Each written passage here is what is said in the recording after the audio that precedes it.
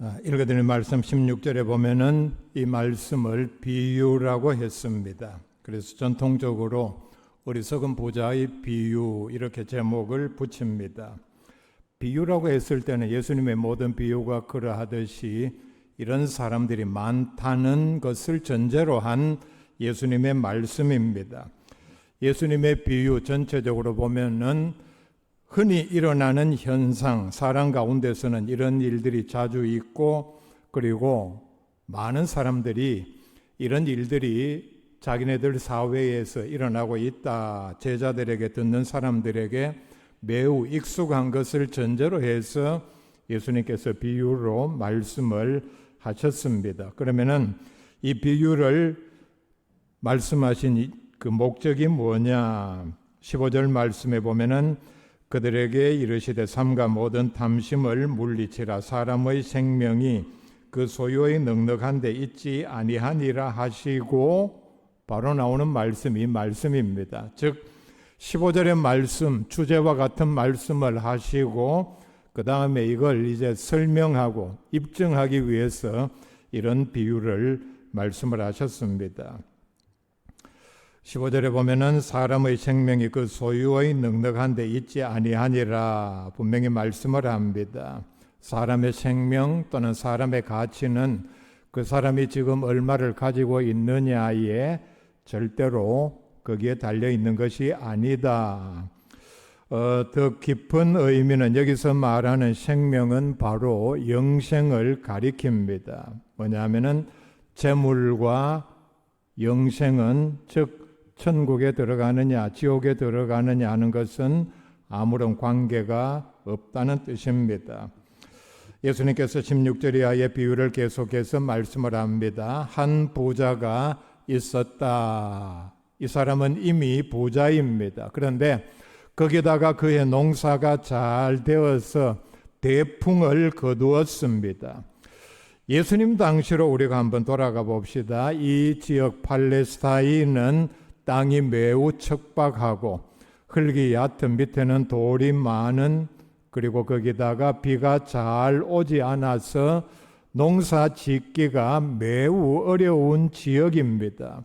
그런데 농사가 얼마나 잘 되었던지 그의 소출이 풍성했다 말씀을 합니다. 우리가 이 대목만 가지고 알 수 있는 내용은 이 주인이 얼마나 준비를 많이 하고 수고를 많이 하고 대풍을 거두었다고 했으니까 자기 혼자 다 농사 지은 것이 아니고 많은 종들을 잘 부리고 활용을 하고, 그리고 농사를 짓는 것도 연구를 잘하고 종자도 잘 선택을 했겠죠. 씨를 뿌리고 관리도 잘해서 이런 대풍을 거둔 걸 보면은 농사 짓는데 엄청난 지식과 기술이 있었고 경험도 풍부한 사람입니다.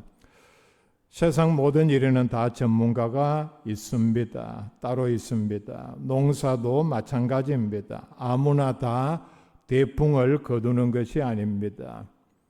수박 하나만 예를 들어 보십시다. 시중에 나오는 모든 수박은 그래도 나름대로 어떤 경우는 수십 년 책을 보고 연구를 하고 어디 가서 배우고 컨설팅을 받고 해서 지은 결과입니다. 그런데 수박이 열렸다고 시중에 다 나옵니까? 밭에서 그냥 버려지는 것도 많고, 그리고 이건 제 경험입니다. 1년에 수박 맛을 한 20개에서 30개 정도 봅니다. 그런데 뭐 제가 까다로워서 그런지는 모르지만은 그 가운데 야, 이 수박은 정말 맛있다 느낌이 드는 수박은 30개 중에 2개 이하입니다. 겉으로 보기에는 그럴듯하게 생겼고 맛이 달고 한 것 같지만은 식감, 그 다음에 달기만 한 것이 아니라 수박 고유의 향기가 있는가 이런 것까지 따지면은 제대로 된 그런 결과를 소출을 내는 사람은 다 전문가라고 자처하지만은 드물다는 얘기입니다. 대풍을 거두자 이 부자는 부자다운 생각을 합니다. 그리고 대비를 합니다. 지극히 당연한 대비입니다. 그리고 매우 현실적인 대처를 하는데 18절 말씀입니다.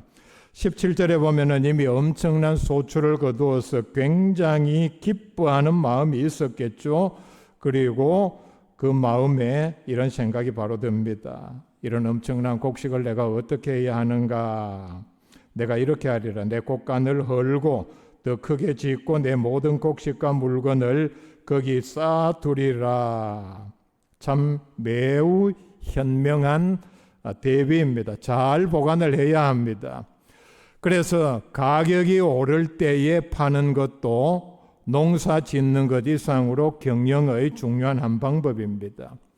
이렇게 준비를 하고 대책을 세우고 그리고 실행에 결국은 옮기려고 했겠죠. 이걸 보면은 성경 지명이 있는 경영자입니다.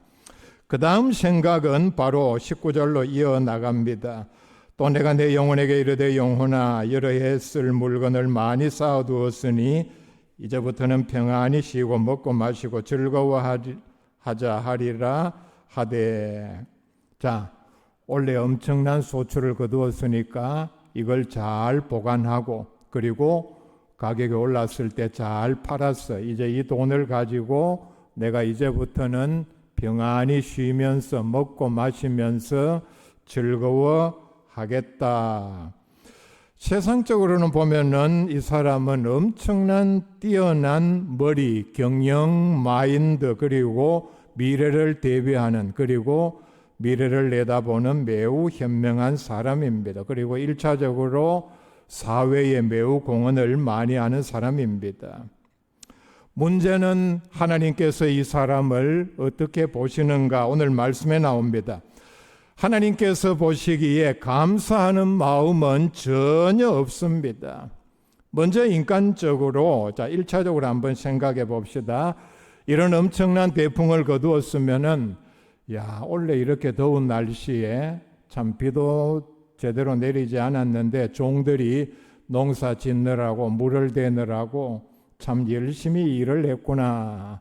종들에게 고맙다. 소위 말하는 성과급을 내가 원래는 두둑히 주리라 이런 생각 전혀 없습니다. 그리고 원래 내가 무슨 작물을 심을 것인가 어디 가서 전문가에게 컨설팅을 했는데 그 사람 대답이 원래는 이거 심으면 대박 납니다. 이 얘기 듣고 심었는데 정말 대박이 났는데 거기에 대한 감사, 요즘 말로 말하면은 이런 얘기 전혀 없습니다. 그리고 나아가서 결정적으로 중요한 하나님께 대한 감사는 전혀 없습니다. 예수님의 비유라고 말씀을 했습니다. 이렇다면은 예수님은 이 사람이 적어도 하나님을 아는 그런 문화권의 사람이라는 것을 전제로 하고 하신 말씀입니다. 그런데 오늘 읽은 말씀 어디에도 보면은 하나님 또는 하나님께 대한 감사는 전혀 나오지를 않고 있습니다. 오늘 이 말씀에 나오는 이 부자는 세상적으로는 매우 똑똑하고 능력 있고 미래를 내다보는 안목이 있는 사람입니다. 그런데 이런 사람이 하나님께 대한 감사는 전혀 없는 이유가 무엇이냐? 흔히 있는 사람의 종류라고 제가 말씀을 드렸죠. 우리에게도 이런 가능성이 얼마든지 있을 수 있습니다. 이런 어떤 문화권에 살면서도 하나님께 대한 감사가 없는 이유, 첫째는 바로 교만 때문입니다. 교만한 사람의 가장 두드러진 특징은 하나님을 자기의 삶의 주로 인정을 하지 않습니다. 이 부자는 하나님의 은혜로 엄청난 복을 받았음에도 그의 생각에 하나님 또는 하나님께 대한 감사 이런 개념은 전혀 없습니다. 엄청난 소출을 거두자 이 엄청난 곡식을 어디에 쌓을 생각만 했지 이 많은 소출이 누구로부터 왔다는 것인지에 대한 생각은 전혀 하지를 않고 있습니다. 하나님께서 엄청난 소출을 주셨음에도 이 재물을 자기만을 위해서 쓰기 위해서 보관을 잘하고 그 다음에 잘 쓸 생각만 하고 있습니다. 농사기술 그리고 시설이 발달한 지금도 농사에서 인간의 기술과 노력이 차지하는 비중은 4% 정도밖에 되지 않는다고 합니다. 그러면 96%는 뭐냐? 하나님께서 시기에 적절하게 햇볕, 비, 온도를 잘 맞춰주시고, 그리고 의외로 제가 전문가들한테 그런 얘기를 많이 들었습니다. 농사가 잘 되기 위해서는 곡식도 과일도 바람이 적절하게 잘 불어야 한다. 그리고 곤충의 역할도, 예를 들어서 어떤 과일, 대부분의 과일이 그렇죠. 벌이 잘 부지런히 꽃에 드나들어서 수정을 잘 해야. 자, 이런 모든 면에서 보면은 하나님의 역할이 96%라는 얘기입니다. 그래야만이 농사가 제대로 되고 소출을 거둘 수 있는데, 이 부자는 이런 엄청난 소출 앞에서 하나님의 은혜를 전혀 인정을 하지를 않고 있습니다. 오늘 말씀에 나오는 이 사람의 생각이 뭡니까? 이런 모든 성공을 내가 열심히 하고 지혜롭게 경영을 잘한 결과이기 때문에 그 모든 혜택도 자신이 다 독차지해야 한다고 생각을 합니다. 시편 14편 1절에 어리석은 자는 그의 마음에 이르기를 하나님이 없다 하는도다. 자, 어리석은 자의 첫 번째 생각은 하나님은 없다. 그래서 그 다음에 나오는 구절은 바로 그 결과입니다. 하나님이 없다고 생각하니까 그들은 부패하고 그 행실이 가증하니 선을 행하는 자가 없도다. 분명히 말씀을 합니다. 하나님께서 주신 엄청난 소출의 지극히 일부만을 가지고도 감사를 얼마든지 드릴 수 있음에도 그런 생각은 전혀 하지를 않고 있습니다. 여기에 중요한 대목이 있죠. 하나님께 감사하는 마음으로 무엇을 드리면은 하나님께서 다 가져가십니까? 하나님은 전혀 가져가지 않으십니다. 받은 걸로 하고 그게 주변의 많은 사람들에게 혜택으로 돌아갑니다.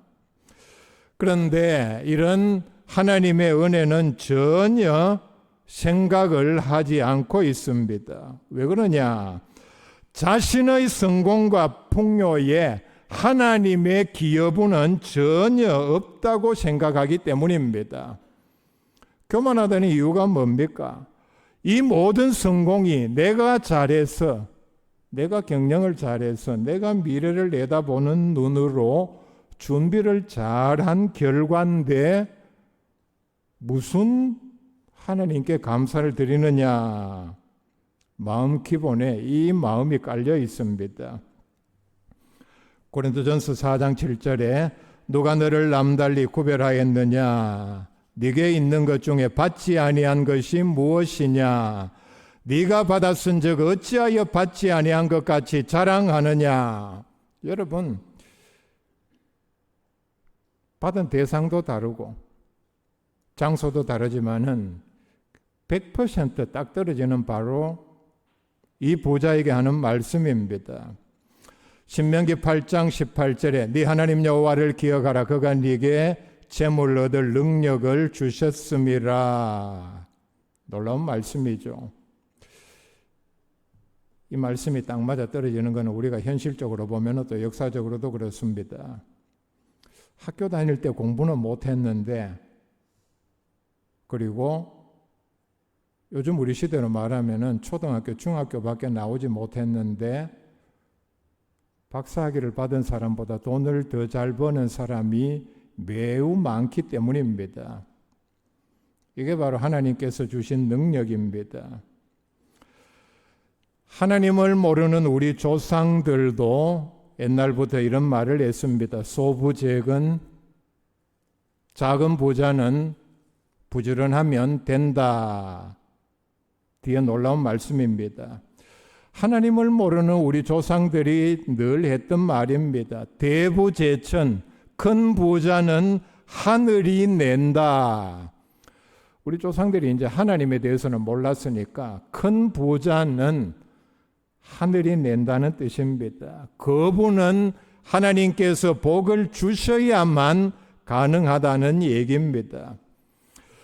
이 부자는 자신이 이렇게 성공했기 때문에 원래만 이렇게 성공한 것이 아니라 이미 부자라고 그랬죠. 자, 그러니까 이 사람은 교만했습니다. 왜? 자기의 모든 노력으로 그런 성공을 거두었다고 생각했기 때문입니다. 자연 그 마음에는 하나님을 인정하는 마음은 없었습니다. 그러니까 자신밖에 몰랐다는 얘기입니다. 부자가 이 감사를 하지 못하는 이유 두 번째는 탐욕입니다. 예수님께서 이 부자가 어리석고 감사하지 못하는 이유는 바로 탐심이라 지적을 했습니다. 15절 말씀에 이미 말씀을 시작하면서 주제 또는 제목처럼 말씀을 하셨습니다.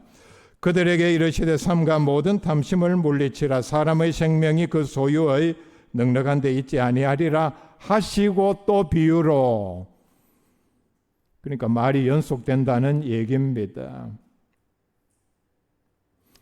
21절 말씀 봅시다. 자기를 위하여 재물을 쌓아두고 하나님께 대하여 부여하지 못한 자가 이와 같으니라 말씀을 합니다. 하나님께 대하여 부여한 것은 바로 하늘에다가 보물을 쌓는 일입니다. 예수님께서 공생의 사역 초기에 산상설교에서 이미 이 말씀을 하셨습니다. 예수를 믿는다고 하면서도 탐욕이 강한 사람은 하늘에다가 보물을 쌓을 수 없습니다. 왜냐하면 손해보는 느낌, 빼앗기는 느낌이 들기 때문입니다. 그렇기 때문에 자기를 위하여 보물을 땅에다가 다 쌓습니다. 골로새서 3장 5절 말씀을 돌아볼 필요가 있습니다. 자, 그러므로 땅에 있는 지체를 죽이라 곧 음란과 부정과 사욕과 악한 정욕과 탐심이니. 자, 먼저는 탐심을 거의 같은 나쁜 것으로 놓고 있습니다. 뭐와? 음란과 부정과 사욕과 악한 정욕. 자, 그런데 탐심에 대해서만 이렇게 부연 설명을 합니다. 탐심은 우상 숭배니라. 왜 이게 우상 숭배가 되는가 하면은 이렇게 땅에만 쌓은 재물을 하나님보다 더 의지하기 때문입니다. 그리고 그 재물을 가지고 자신만을 섬기니까 결국은 논리적으로 따지면은 바로 자기 자신이 우상이라는 얘기입니다. 하나님을 믿는다고 하면서 자기를 섬기는 행위가 바로 이렇게 논리적으로 설명이 가능합니다.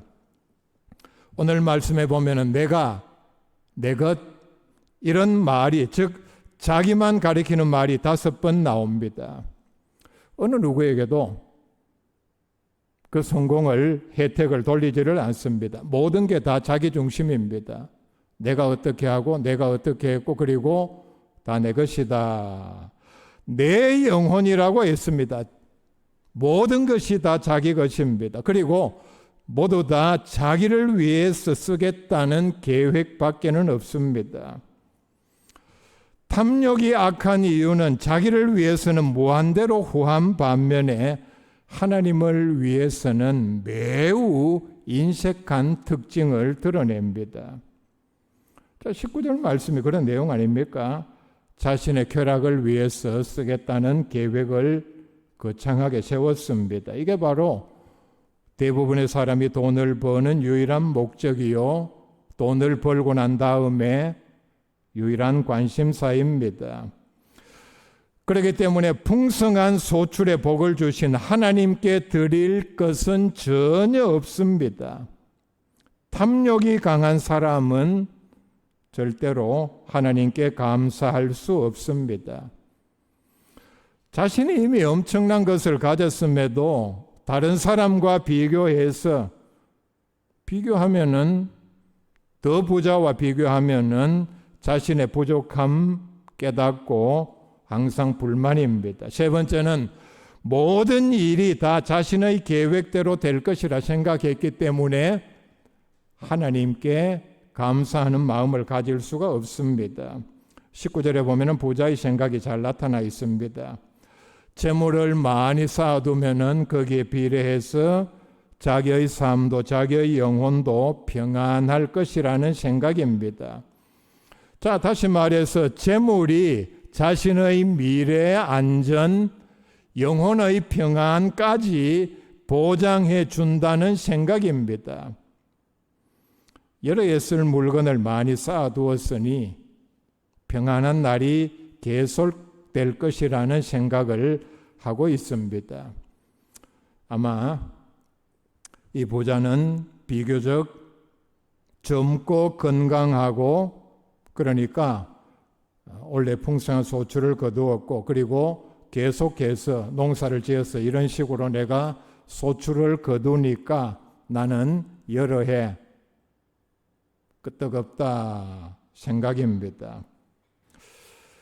자, 이런 생각에 거의 보편적인 인간의 생각입니다. 성공을 거두면 인간은 보편적으로 이런 생각을 합니다. 문제는 이런 생각에 대하여 하나님께서 어떻게 반응을 하셨는가? 20절 말씀입니다. 하나님은 이르시되 어리석은 자여 오늘 밤에 네 영혼을 도로 찾으리니 그러면 네 준비한 것이 누구의 것이 되겠느냐 하셨다 말씀을 합니다. 자, 1차적으로 하나님께서는 이 사람을 어리석은 자라 가리키고 있습니다. 자, 여러분, 이 사람이 어리석은 자입니까? 인간 사회에서는 심지어는 믿는 사람까지도 이 사람 절대로 어리석은 자가 아닙니다. 시대를 앞서가는 사람이요, 성견 지명이 있고 준비를 잘하고 많은 사람들에게 엄청난 혜택을 베풀어주는 사람입니다. 그런데 하나님께서 보시기에는 첫 번째 나온 말씀이 너는 지극히 어리석은 자다. 그 다음 말씀에 오늘 밤에 내 영혼을 도로 찾을 것이라 엄중한 심판을 내리십니다. 너는 몇 년을 즐길 수 있다고 생각하지만은 나는 오늘 밤에 너를 부른다. 내일 눈도 못 뜰 주제에 지금 여러 해를 보장받았다고 그는 마음에 안심을 하고 여러 해를 즐길 계획을 세우고 있습니다. 우리가 흔히 하는 말로 그날 밤, 그날 저녁까지, 오후 늦게까지 추수를 잘하고 아침에 햇밥을 먹기도 전에 너는 그냥 싸늘한 시체가 된다는 하나님의 경고입니다. 자, 여러분, 오늘 밤 자다가 심장이 멎는데 무슨 여러 해 계획입니까? 참 어처구니 없는 정신 나간 계획입니다. 하나님이 없는 인생 계획은 그 자체가 다 쓸모없는 그런 계획에 불과합니다. 사람이 자기를 위해서 재물을 많이 쌓아 놓았다는 것이 하나님께서 그 사람이 그 재물을 다 쓸 때까지 기다려 주신다는 것이 아니라는 사실을 이 부자는 전혀 깨닫지를 못했습니다. 20절 말씀의 뒷부분에 그러면 네 준비한 것이 누구의 것이 되겠느냐, 더더욱 비참한 말씀을 합니다. 이 부자의 입장에서. 자, 여러분, 제가 처음 드리는 말씀인데 설교를 준비하면서 그냥 하는 게 아니고 1차적으로는 성경을 해석한 주석이라는 책을 찾아봅니다. 가지고 있는 거는 다 찾아보는데 많은 주석가 주경가들이 이 구절을 이렇게 해석을 했습니다. 죽고 난 다음에 자식들이 모여 앉아서 기뻐하면서 재산을 나눌 것이다. 그런 자식 가운데 속으로 형 동생이 있으니까 입으로 말은 하지 못하고 이런 횡재가 어디 있나. 자, 여러분, 이게 자식입니까? 만약에 그렇다면은 그런 자식도 있겠죠. 아버지가 다 가지고 있어서 자기는 돈이 없는데 돈을 제대로 쓰지 못하는데 탕자의 비유도 그런 내용 아닙니까? 현실적으로도 그런 자식이 얼마든지 있을 수 있다는 얘기입니다. 장례식 끝나자마자 앉아서 재산을 나누기에 속으로 기뻐하면서 나눌 것이다. 여러 주경가들이 이런 해석을 했습니다.